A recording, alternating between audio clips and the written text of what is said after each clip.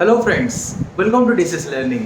So this is a very important video for all of you because we will discuss the answer key and solution of RIC 2022 for Group A aspirants. तो Group A या फिर आप इसको Level 1 कह सकते हो, ठीक है, जहाँ पे Group A के aspirant that means for integrated courses, for integrated BA B.Ed.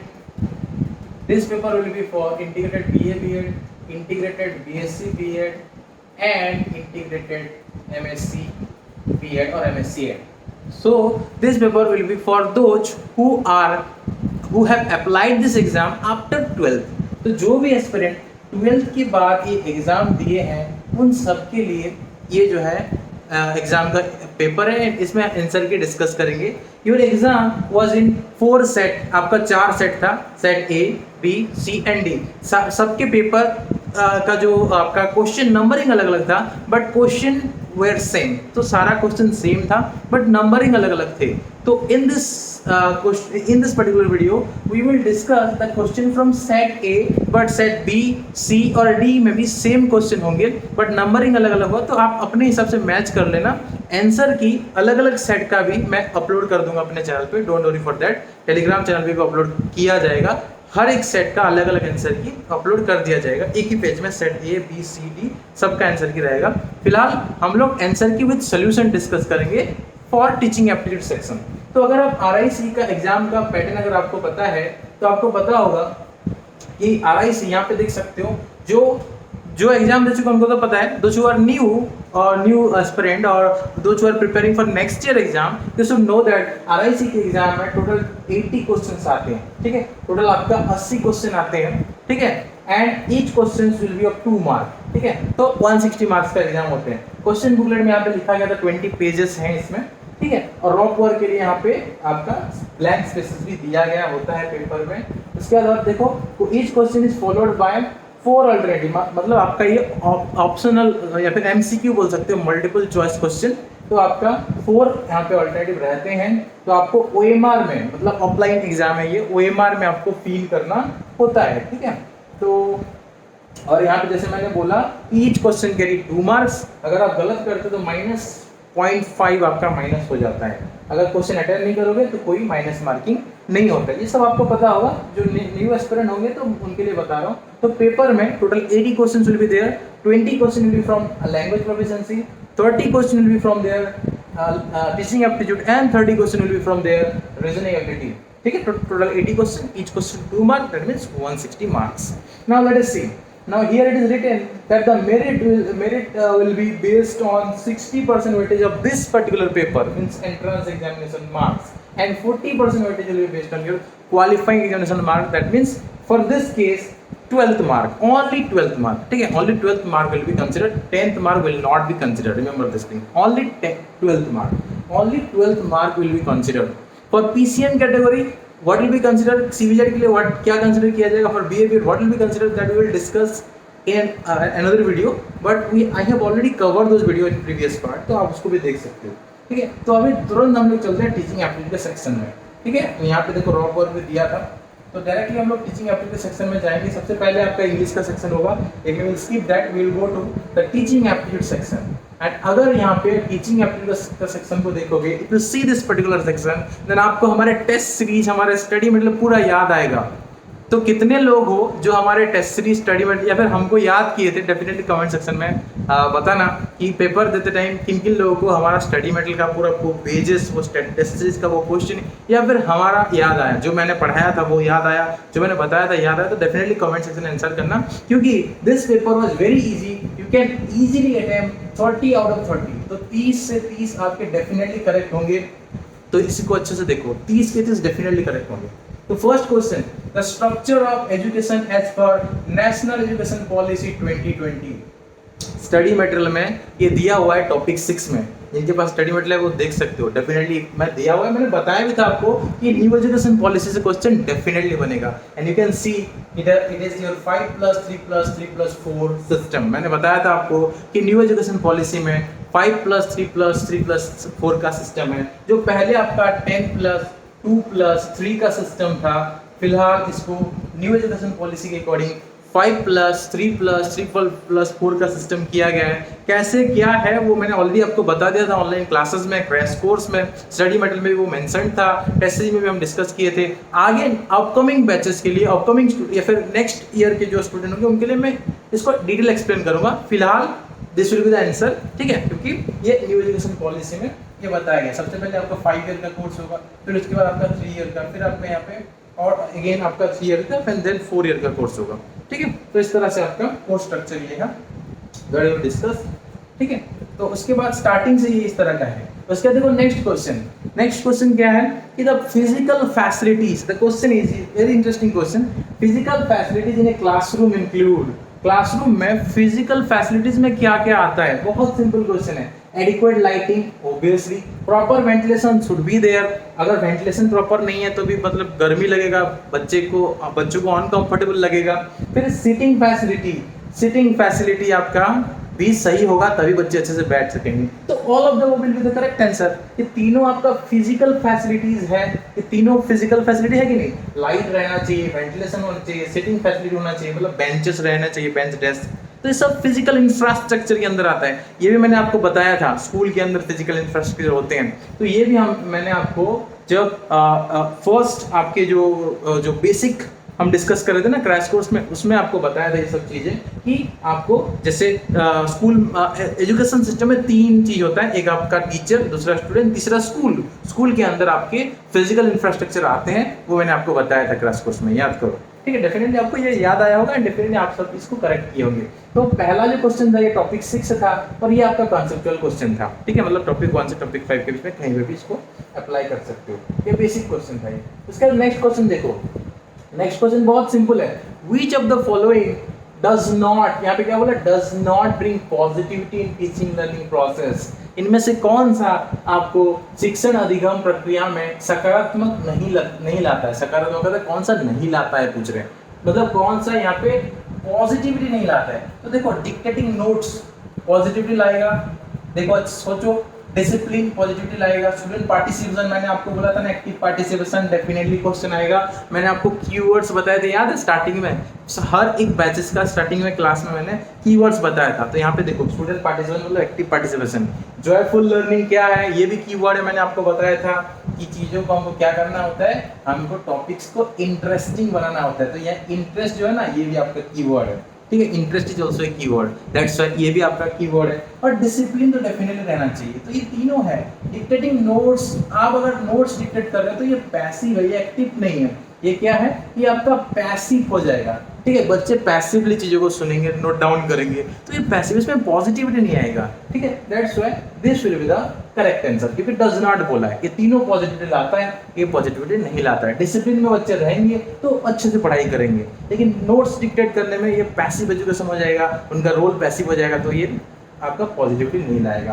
तो इसके बाद नेक्स्ट क्वेश्चन की तरफ चलते हैं। Which of the following is not effective method of teaching? मैंने आपको पढ़ाया था इफेक्टिव मेथड, इफेक्टिव टीचिंग के बारे में तो बहुत सारा हमने क्लास किया था, याद करो।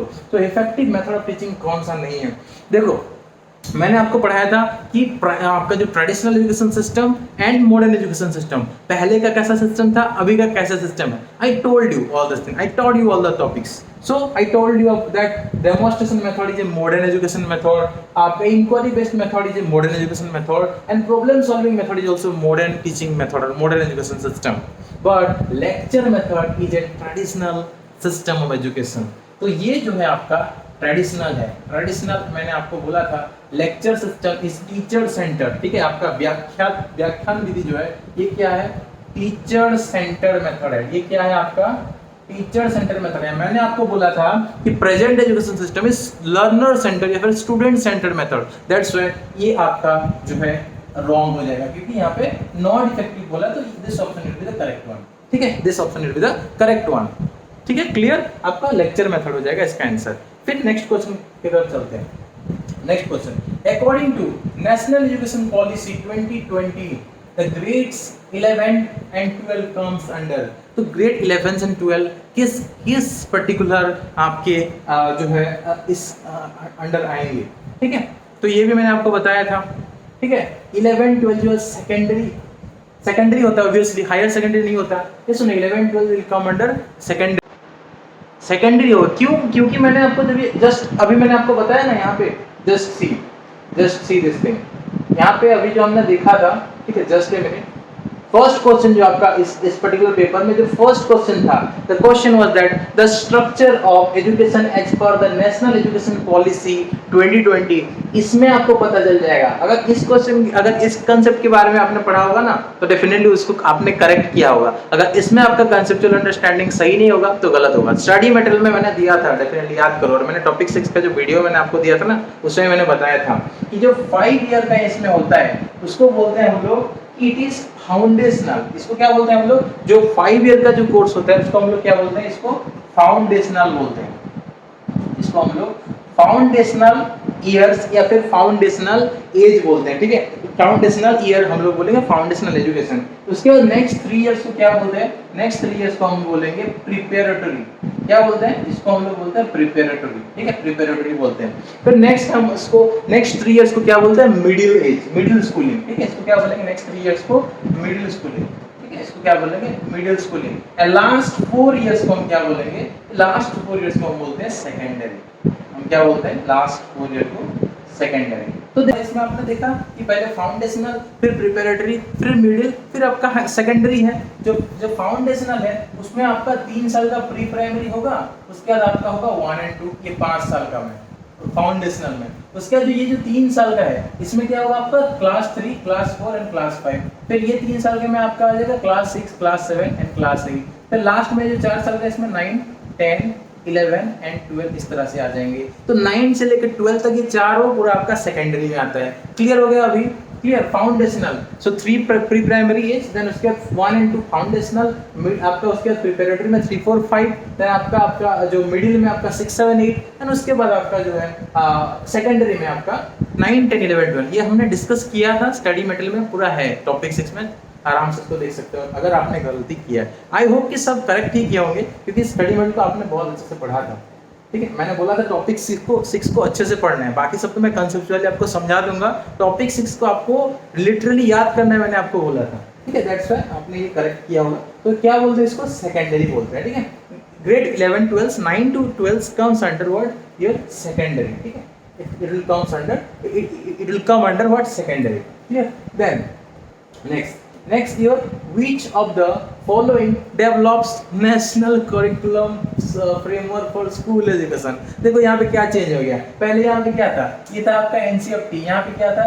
National curriculum framework for teacher education. पहले प्रीवियस क्वेश्चन ये पूछा था कि नेशनल जो curriculum framework for teacher education किसने बनाया था? मैंने बोला था आपको, बहुत बार ये चीज बोला है कि NCF जो है NCERT बनाता है, और उसके अकॉर्डिंग हमको क्वेश्चन को सॉल्व करना है। NCERT मतलब national curriculum framework for teacher education भी NCERT बनाता है, national curriculum framework for school education भी आपका NCERT बनाता है। अगर आप स्कूल एजुकेशन के बारे में नहीं सुने थे तो भी इसका आंसर कर सकते थे आराम से, डेफिनेटली आपने किया भी होगा, क्योंकि NCF तो NCERT बनाता है ना। और ये मैंने आपको ये मतलब ऐसे समझाया भी था कि NCERT अगर एग्जाम करा रहे तो NCERT अपने रिलेटेड क्वेश्चन डेफिनेटली पूछेगा। तो यहाँ पे दिया है आपका national council of educational research and training NCERT, यही है ना NCERT। RI किसका है? RI NCERT का है ना, ये सुन लो। तो RI comes under NCERT, that's why आपको सॉरी तो ये आपका क्या हो जाएगा? ये आपका NCERT हो जाएगा, क्लियर? NCERT। तो this particular comes under NCERT है, NCF है, NCF सब NCERT के अंदर आते हैं। तो बहुत सिंपल क्वेश्चन था। नेक्स्ट क्वेश्चन की तरफ चलो, देखो क्या क्या क्वेश्चन बोल रहा है। A child is less likely to participate in group activity due to, एक बच्चा ग्रुप एक्टिविटी में पार्टिसिपेट नहीं करेगा, मतलब एक्टिव पार्टिसिपेशन क्यों नहीं कर पाएगा कोई बच्चा? तो यहाँ पे ऑप्शन दिया हुआ है, first option lack of social adjustment. Yes, अगर वो सोशल एडजस्टमेंट उसका सही नहीं है तो वो पार्टिसिपेट नहीं करेगा। मैंने आपको पढ़ाया था, ये सिलेबस के अंदर है, इमोशनल एंड सोशल एडजस्टमेंट करके एक टॉपिक है, आपने देखा होगा, मैंने पढ़ाया था आपको।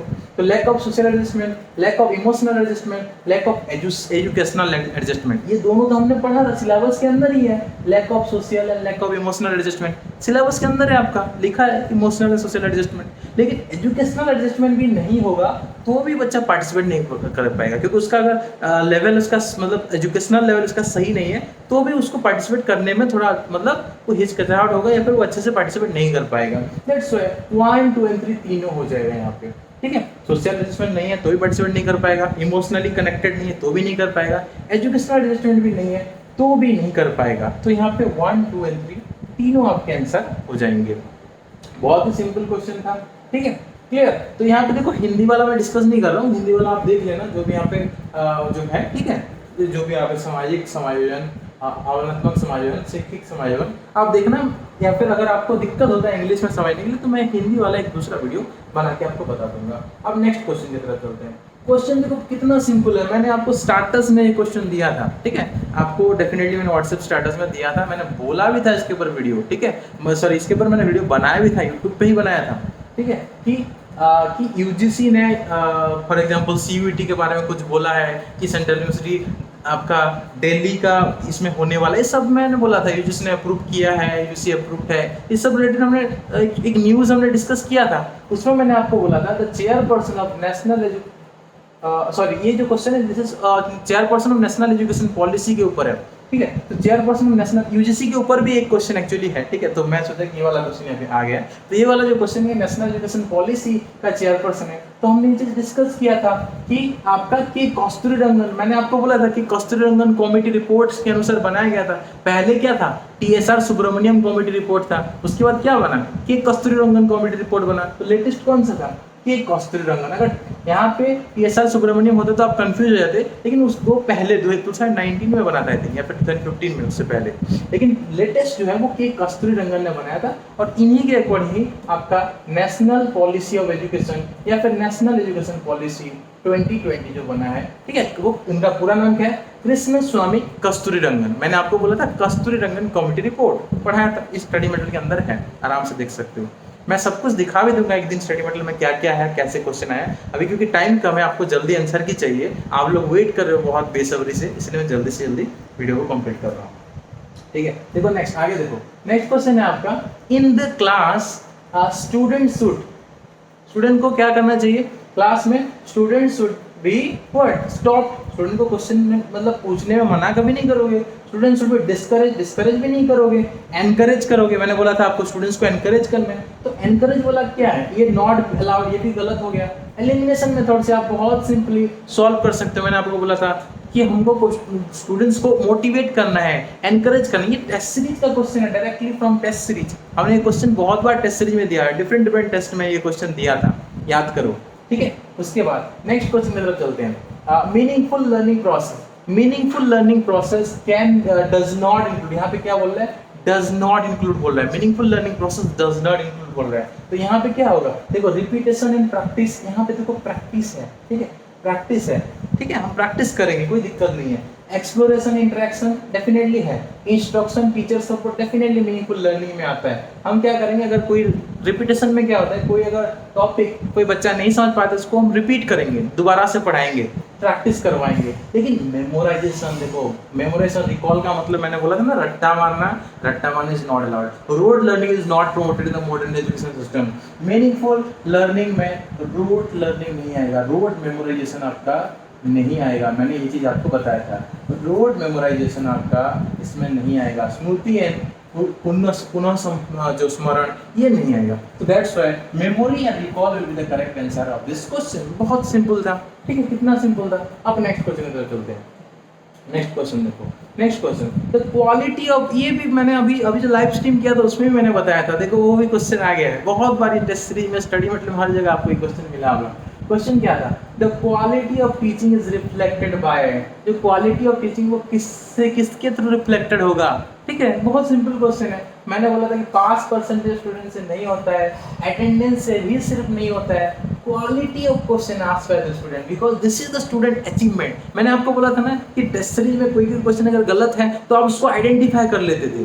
कैसे, क्यों कर लेते थे, ओके, तो आप आइडेंटिफाई क्यों कर पाते थे, क्योंकि आपका अचीवमेंट हुआ था, आपका कंसेप्चुअल अंडरस्टैंडिंग हुआ था, तो दैट्स माय अचीवमेंट। अगर आप क्वालिटी क्वेश्चन पूछते हो, अच्छे क्वेश्चन पूछते हो, या फिर कहीं पे कोई गलती को आप रेक्टिफाई कर पाते हो खुद से, दैट्स माय अचीवमेंट, ठीक है। इसी तरह से स्कूल में जब बच्चे क्वालिटी क्वेश्चन पूछते हैं, क्रिएटिव इमेजिनेशन से, उनका क्रिएटिविटी, क्यूरियोसिटी, मैंने बोला था ना कीवर्ड्स आपका क्रिएटिविटी, क्यूरियोसिटी, यही तो है, यहाँ पे तो वही छुपा है। ये सुन लो, यहाँ पे दो वर्ड है, वो क्या है, क्रिएटिविटी, मैंने बताया था आपको, क्रिएटिविटी एंड क्यूरियोसिटी, मैंने बताया था ना, अगर कोई क्यूरियस लर्नर होगा, क्रिएटिव लर्नर होगा, तो वो मतलब क्वालिटी क्वेश्चन पूछेगा।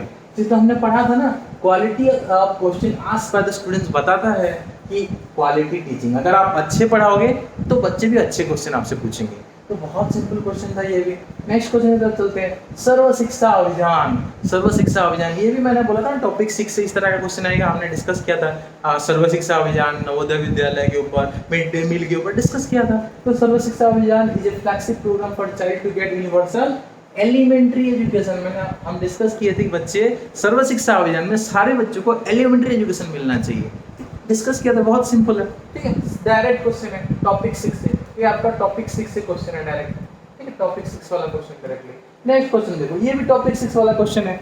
ये अभी रिसेंट मैंने आपको टेस्ट सीरीज में दिया था, वहाँ पे आंसर की में गलत भी हो गया था पहले, मतलब एक और टेस्ट में था उसमें सही था, लेकिन लेटेस्ट आंसर की में बाय मिस्टेक गलत हो गया था। आपने बोला था, स्क्रीनशॉट मुझे भेजा था, मैंने बोला था कि आंसर की में गलत है, इसका जो आंसर होगा कंकरेंट लिस्ट होगा। बहुत सिंपल, हमने पढ़ा, ये भी टॉपिक 6 के अंदर है। तो according to the Indian constitution education is in concurrent list, because यहाँ पे स्टेट का भी रोल है, यहाँ पे आपका कंट्री, हमारे मतलब आप यूनियन बोल सकते हो, हमारा यूनियन का भी रोल है, ठीक है, सेंटर का भी रोल है, यूनियन या फिर हमारा सेंटर का भी यहाँ पे रोल है। दैट्स व्हाई ये आपका हो जाता है कंकरेंट लिस्ट। आपको पता है तीनों लिस्ट के बारे में। यूनियन लिस्ट में वो सब्जेक्ट होते हैं जिसपे सिर्फ सेंटर का कंट्रोल होता है, और स्टेट लिस्ट में सिर्फ वो सब्जेक्ट होते हैं जहाँ पे स्टेट का कंट्रोल होता है। लेकिन जो सब्जेक्ट जिसमें दोनों का कंट्रोल है उसको हम कंकरेंट लिस्ट में डालते हैं। तो एजुकेशन पहले स्टेट लिस्ट में था, अभी जो एजुकेशन कंकरेंट लिस्ट में है।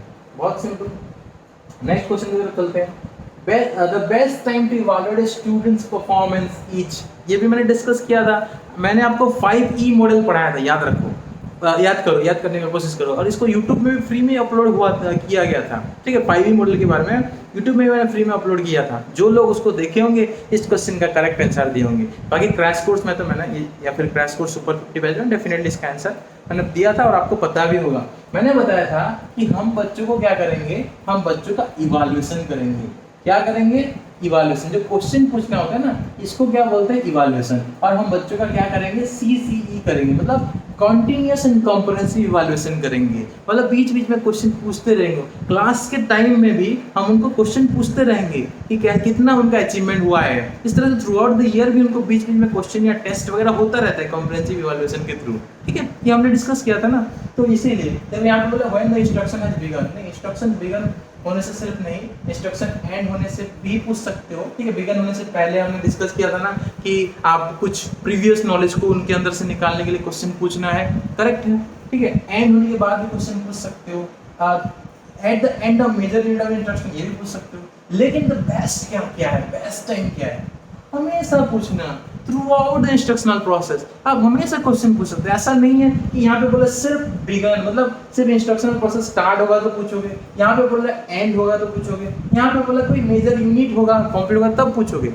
अपने आप में सब करेक्ट, लेकिन सिर्फ नहीं है ना, all time you can ask the students question through out the instructional process. आप जो है इंस्ट्रक्शनल प्रोसेस के थ्रू आउट जो है बच्चों को क्वेश्चन पूछ सकते हो।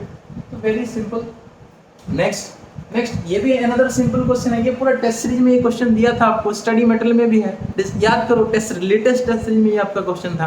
क्या है क्वेश्चन? क्या है? The aim of national council for teacher education. पूरा डायरेक्ट क्वेश्चन है, हमने डिस्कस किया था। पूरा direct question, open new college नहीं है, मेंटेन स्टैंडर्ड नहीं है, ये sorry maintain standard in the college education. ये हमारा लेटेस्ट टेस्ट में था, हमने डिस्कस किया था ना। आपका जो एनसीटी क्या करता है? एनसीटी अप्रूवल देता है, ठीक है, अप्रूवल, ग्रांट्स वगैरह नहीं देता, अप्रूवल देता है। और जो गलत मतलब जो अच्छे तरह से मतलब जो कॉलेजेस अच्छे से परफॉर्म नहीं करते उनको अप्रूवल बंद भी कर देता है। दैट मीन्स कॉलेज एजुकेशन में एक लेवल मेंटेन करता है, प्रॉपर लेवल मेंटेन करता है, ठीक है। सो जो अच्छे काम करेंगे, जो अच्छे से मतलब काम करेंगे उनको अप्रूवल देगा, जो अच्छे से काम नहीं करेंगे, रूल का उल्लंघन करेंगे, उनको अप्रूवल हटा देता है। दैट मीन्स स्टैंडर्ड मेंटेन करता है। ये पूरा टेस्ट सीरीज का क्वेश्चन है, ठीक है। ये हमारे लेटेस्ट टेस्ट सीरीज में ये क्वेश्चन था, इसलिए मैंने आपको बोला था कि टेस्ट सीरीज डेफिनेटली लेना। बहुत कम प्राइस पे हमने लास्ट में टेस्ट सीरीज आपको दिया था। तो test series you should definitely take the test series to practice the question. Last moment में भी टेस्ट सीरीज आपको अवेलेबल थे, 23rd तक भी बच्चे टेस्ट सीरीज लिए हुए हैं, ठीक है। और फिर ये क्वेश्चन उनको डेफिनेटली मिला होगा। ठीक है, नेक्स्ट क्वेश्चन की तरफ चलते हैं। नेक्स्ट क्वेश्चन देखो, the best way to introduce new topic by the teacher is, कैसे आप कैसे अपने टॉपिक को इंट्रोड्यूस कर सकते हैं। First giving a broad outline. Definitely मैंने बोला था आपको कि टॉपिक जब इंट्रोड्यूस करोगे सबसे पहला E5 मॉडल में फर्स्ट टीम में क्या करोगे, आप उनको एक ब्रॉड आउटलाइन दे दोगे उनका प्रीवियस नॉलेज को रिलेट करते हुए। तो ये भी करेक्ट है, ये भी करेक्ट है। Relating to day experience, previous knowledge को आप कैसे रिलेट करोगे, डे टू डे एक्सपीरियंस ना। हम पूछते हैं ना, मैंने आपको ये चीज़ बताया था पढ़ाते टाइम, जब आप फॉर एग्जांपल फूड पढ़ा रहे हो तो बच्चों को पूछोगे कि आप आज क्या खा के आए। एनवायरनमेंट पढ़ा रहे हो तो आपने रास्ते में आते टाइम क्या क्या देखा। ये सब डे टू डे लाइफ के रिलेटेड हम क्वेश्चन पूछेंगे, तभी उनका प्रीवियस नॉलेज जो है उनके अंदर से हम जनरेट कर पाएंगे। ठीक है, प्रीवियस नॉलेज को आएगा, फिर उसको न्यू नॉलेज के साथ कनेक्ट करना होता है। सिंपली हम डिस्कस किए दीजिए। तो giving a broad outline, relating to day example and experience and previous knowledge, तीनों सही है। तो ऑल ऑफ द अबव आपका करेक्ट होगा। तो 1 2 3 सॉरी, तो क्या करेक्ट होगा आपका 1 2 3 both, sorry 1 2 3 will be the correct one. ठीक है, तीनों आपका करेक्ट है, 1 2 and 3 all are correct. Simple है, ठीक है, all are correct. Next question की तरफ चलते हैं आपका। देखो नेक्स्ट क्वेश्चन की तरफ चलते हैं। Which of the following is the lowest अब कॉग्निटिव डोमेन। ठीक है, कॉग्निटिव डोमेन में लोएस्ट लेवल पे क्या आता है। ये थोड़ा सा ट्रिकी क्वेश्चन है जिसको नहीं पता होगा, तो यहाँ पे भी आप सिंपली, मैंने आपको समझाया था, याद करो सिंपली। ठीक है, अगर आपने ये डोमेन वाला जो स्टेप्स नहीं समझा होगा तो ब्लूम्स टैक्सोनॉमी है, अगर आप वो नहीं पढ़े होंगे तो थोड़ा डिफिकल्ट हो सकता है। लेकिन अगर इन जनरल मैंने आपको बताया था ना, कुछ क्वेश्चन कंसेप्चुअली सॉल्व हो जाते हैं। अगर ये चारों टर्म को देखोगे, आपको अगर ब्लूम्स टैक्सोनॉमी नहीं पता है तो कैसे सॉल्व करोगे। एक बोला नॉलेज, फिर बोला अंडरस्टैंडिंग, फिर बोला एप्लीकेशन, लास्ट में बोला इवैल्यूएशन। सबसे पहले क्या करोगे आप? क्या आप सबसे पहले इवैल्यूएशन करोगे? नहीं, लास्ट में करोगे। सबसे लास्ट में आपने क्या किया, कैसे तरह से किया, आपने सही किया, गलत किया, या क्या करना चाहिए उस सिचुएशन में, ये सबसे लास्ट में करते हैं। और जो सबसे लास्ट में करते हैं वो होता है आपका हाईएस्ट कॉग्निटिव डोमेन। ये आप ब्लूम्स टैक्सोनॉमी में पढ़ोगे तो वहाँ पे भी आपको पता चलेगा, ये होता है आपका हाईएस्ट कॉग्निटिव डोमेन होता है। ठीक है, उसके बाद नॉलेज, अंडरस्टैंडिंग एंड एप्लीकेशन को देखो। अप्लाई पहले आप, सबसे पहले क्या आएगा, सबसे पहले आपके अंदर नॉलेज होना चाहिए किसी टॉपिक के ऊपर। नॉलेज है तभी आप उसको क्या कर सकते हो, समझ सकते हो और उसको अप्लाई कर सकते हो, और अप्लाई करने के बाद उसको इवैल्यूएट कर सकते हो। तो सबसे लोएस्ट क्या हो जाएगा, तो सबसे लोएस्ट हो जाएगा आपका नॉलेज। तो इसका आंसर क्या हो जाएगा 37 का नॉलेज हो जाएगा, मतलब first will be the correct answer. Knowledge इसका करेक्ट आंसर होगा। नेक्स्ट क्वेश्चन देखो, Which of the following is not a learning resource? इसमें से कौन सा लर्निंग रिसोर्स या फिर टीचिंग एड नहीं है। टीचिंग एड के बारे में भी स्टडी मटेरियल के अंदर है, बेसिक जो आपका टॉपिक 1 से पहले जो बेसिक दिया है ना उसमें है। तो ये क्या, ये सिंपली टीचिंग एड के ऊपर क्वेश्चन पूछा है। लर्निंग रिसोर्स मतलब क्या होता है, टीचिंग एड होता है। तो टीचिंग एड कौन सा है, एजुकेशनल टॉय टीचिंग एड है, ठीक है, टेक्स्ट बुक टीचिंग एड है, वीडियो टीचिंग एड है, लेकिन एंड वीडियोस के तीनों टीचिंग एड हैं या फिर लर्निंग रिसोर्स हैं। लेकिन टीचिंग मेथड जो है वो आपका लर्निंग रिसोर्स या फिर टीचिंग एड नहीं है। Clear, very simple question. Next question की तरफ चलते हैं। Question number 39, teaching effectiveness. Teaching effectiveness is assessed in terms of effective learning. फिर से आ गया इफेक्टिव टीचिंग, याद करो बेसिक में हमने डिस्कस किया था स्टार्टिंग वाले क्लासेस में।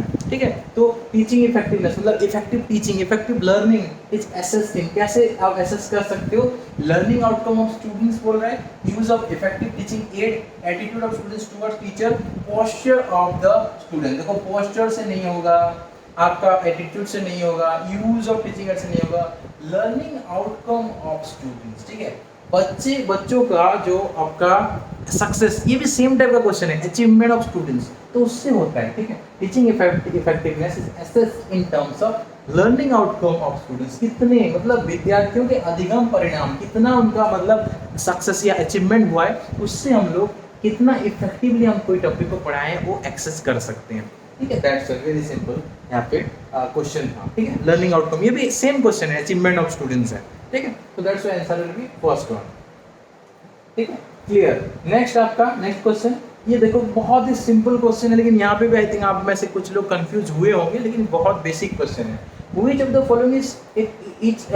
following question is at understanding level? मतलब इनमें से कौन सा क्वेश्चन का आपको थोड़ा सा समझना पड़ेगा, you need to understand the thing। देखो 5 पेन्स प्लस 3 पेंसिल को आप ऐड कर रहे हो, तो ये अंडरस्टैंडिंग ये सिंपल मैथमेटिकल कैलकुलेशन है। 5 प्लस 3 क्या होगा आपका 8 हो जाएगा। तो यहाँ पे अंडरस्टैंडिंग आप नहीं कर रहे हो, आप बोल सकते हो आप मैथमेटिकल कैलकुलेशन कर रहे हो, समझ नहीं रहे हो, मतलब just you are doing the mathematical calculation, basic calculation, ठीक है।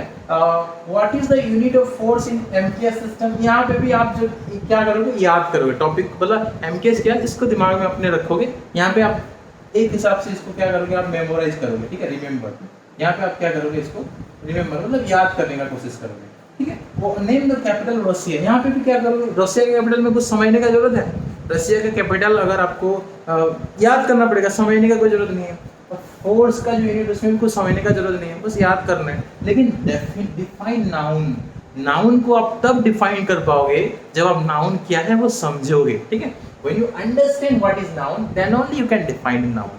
That's why the proper answer will be second one. 40 का आंसर हो जाएगा सेकंड, ठीक है। नेक्स्ट क्वेश्चन में जब चलते हैं, next question, which of the following statement is correct, इसमें से कौन सा स्टेटमेंट करेक्ट है, ठीक है। Class 6 students can be taught better by class 7 students, class 8 students than teacher.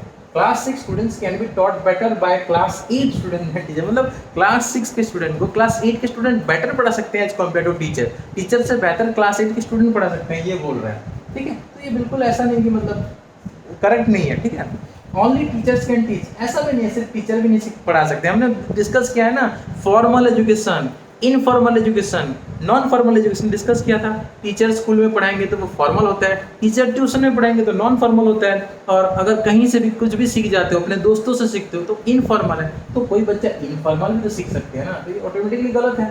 Silence in the class is an indicator of good teaching, ये भी मैंने नहीं है, मैंने बोला था कि बच्चे अगर चुपचाप बैठे हैं इसका मतलब वो बोर भी हो सकते हैं, या फिर उनके ऊपर दबाव भी हो सकता है कि चुप बैठना है, डर के मारे चुप बैठ सकते हैं, तो ये भी करेक्ट नहीं है। करेक्ट क्या है, noise reflect the bad classroom control, अगर बच्चे यहाँ पे नॉइज ये कर रहे हैं, ठीक है, तो यहाँ पे प्रॉपर क्लासरूम कंट्रोल नहीं है, ठीक है, ये ऑब्वियसली गलत है। टीचर ऑब्वियसली बेटर पढ़ाएंगे स्टूडेंट कंपैरिजन में, ठीक है, ये दोनों तो ऑटोमेटिकली गलत है। तो करेक्ट कौन सा हो जाएगा, करेक्ट आपका होगा noise reflect the bad control, ठीक है, द बैड क्लासरूम कंट्रोल। तो 41 का आंसर हो जाएगा बी।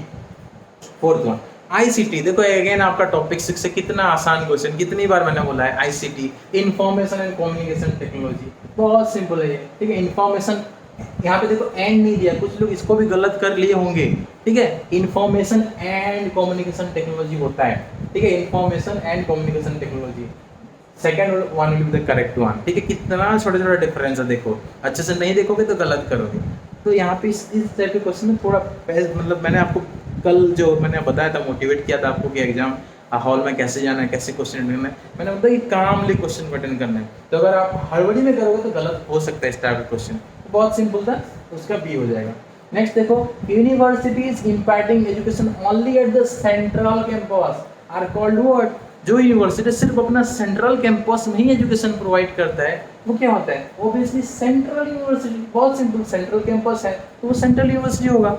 ओपन यूनिवर्सिटी नहीं है, इग्नू ओपन यूनिवर्सिटी है, ठीक है, वो आपको ओपन लर्निंग है। ओपन लर्निंग क्या होता है, ओपन लर्निंग मतलब कोई भी पढ़ सकता है, अपने घर पे बैठ के पढ़ सकते हैं, कोई भी पढ़ सकता है यहाँ पे, ठीक है। रेसिडेंशियल यूनिवर्सिटी मतलब सिर्फ जो रेसिडेंस जो वहाँ पे बच्चे रहते हैं वो पढ़ सकते हैं। डीम्ड यूनिवर्सिटी मतलब जो आपका यूनिवर्सिटी होने वाला है या फिर अप्रूवल आई थिंक वहाँ पे पेंडिंग है। तो डीम्ड टू बी यूनिवर्सिटी के बारे में मैं थोड़ा डिटेल में बाद में बताऊंगा, ठीक है, अभी लेकिन इसका आंसर हो जाएगा सेंट्रल यूनिवर्सिटी।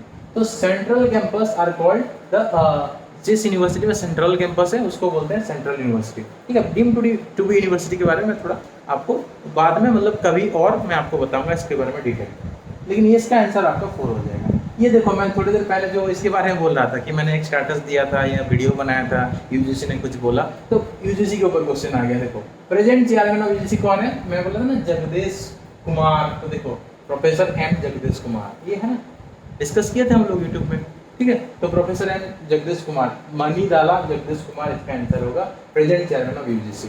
बहुत सिंपल क्वेश्चन था। नेक्स्ट क्वेश्चन देखो, अगेन ए सिंपल क्वेश्चन, क्या बोल रहा है, मैक्सिमम पार्टिसिपेशन, मैंने आपको बोला था मैक्सिमम पार्टिसिपेशन सिर्फ एक ही मेथड में होता है, that is what your discussion method. Seminar में मैक्सिमम नहीं होता है, लेक्चर में तो बिल्कुल भी नहीं होता है यार, क्योंकि ट्रेडिशनल मेथड है ना, लेक्चर में उतना नहीं होता, सेमिनार भी उस तरह का है, थोड़ा बहुत पार्टिसिपेशन होता है, लेकिन discussion method is the method in which maximum participation will be there. Discussion, आप कुछ बोलोगे, टीचर कुछ बोलेंगे, स्टूडेंट कुछ बोलेंगे, ठीक है, टीचर का आंसर स्टूडेंट देंगे, फिर स्टूडेंट का क्वेश्चन का आंसर टीचर देंगे, इस तरह से। तो मैक्सिमम पार्टिसिपेशन किस में होता है? Only 3 will be the correct answer. Here इसका आंसर क्या हो जाएगा? ओनली 3। मतलब डिस्कशन मेथड में मैक्सिमम पार्टिसिपेशन होता है। एक ये सिंपल क्वेश्चन था, ठीक है। नेक्स्ट क्वेश्चन देखो, अगेन देखो फिर आ गया एक और सिंपल क्वेश्चन, एक्सपांड करना है, ठीक है। एक्सपांडेड फॉर्म ऑफ एनआईओएस क्या होता है? National institute of open schooling. क्या होता है? National institute of open. यहाँ पे देखो national institute of open school, इसको भी कुछ लोग सही किए होंगे, लेकिन ये सही नहीं है, गलत है। National institute of open schooling होता है, ठीक है। National institute of open schooling, राष्ट्रीय मुक्त विद्यालयी शिक्षा संस्थान। देखो जो लोग हिंदी मीडियम में पढ़ रहे हैं ना, तो वो थोड़ा सा इंग्लिश मीडियम का भी कुछ चीज़ें देखा करो, क्योंकि इसमें आपको शायद मतलब डाउट होगा, लेकिन इंग्लिश में आपको डाउट नहीं होगा, क्योंकि डायरेक्ट है आप ये सब टर्म्स आपको ज़्यादा देखने के लिए मिलेगा हिंदी के कंपैरिजन में। तो जब टर्म्स एक्सपांशन वाला होता है ना, तो हिंदी मीडियम वाले भी हो तो आप इंग्लिश मीडियम का देखो, ठीक है, वो बेहतर होगा। नेक्स्ट देखो, ये हमारा डायरेक्टली प्रीवियस ईयर क्वेश्चन से है, ठीक है। हमारा जो मैंने आपको जो PYQ बुकलेट दिया था, प्रीवियस ईयर क्वेश्चन के बुकलेट, उसमें ये क्वेश्चन था। इसका आंसर की में गलती से मतलब मिस्टेक हो गया था, जिसका मैंने आपको बताया था कि Jawahar Navodaya Vidyalaya are primarily established for student belonging to rural areas. मैंने बोला था कि जो KV होता है वो अर्बन के लिए होता है, एंड JNV होता है आपका रूरल के लिए होता है, वो मैंने आपको बताया था। Previous year question PYQ booklet में भी था। जो स्टडी मटेरियल लिए होंगे ये क्वेश्चन डेफिनेटली आपको मिला होगा, ठीक है। बहुत सिंपल क्वेश्चन था। नेक्स्ट क्वेश्चन देखो, during classroom discussion a teacher often pays more attention to boys than girls. ये भी हमने डिस्कस किया था, पूरा टेस्ट सीरीज का डायरेक्ट क्वेश्चन है। मैंने बोला था किसी को ज्यादा इंपॉर्टेंस देने को क्या कहते हैं? हम क्या कहते हैं? बायसनेस कहते हैं। क्या कहते हैं? जेंडर बायसनेस, ठीक है। जेंडर तो सब में दिया हुआ है, सिंपली अगर किसी को ज्यादा इंपॉर्टेंस देना, किसी को कम देना, इसको हम लोग बोलते हैं बायसनेस, ठीक है, बायस्ड, जेंडर बायस इसका आंसर हो जाएगा। बहुत सिंपल था। नेक्स्ट देखो, student proposing multiple solution of a problem. जब बच्चे, ये भी देखो हमने पढ़ा था, हमारा कीवर्ड्स के अंदर क्वेश्चन है। जब कोई बच्चा मल्टीपल सोल्यूशन बोलता है, मैंने ये पढ़ाया था क्लास के टाइम, याद करने की कोशिश करो।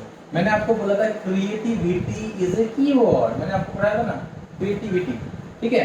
कोई बच्चा क्रिएटिव होता है तो उसके दिमाग में मल्टीपल सोल्यूशन देखने के लिए मिलता है, तो वही बच्चा जो क्रिएटिव है वही मल्टीपल सोल्यूशन प्रपोज कर सकता है। तो creative thinker will be the correct answer.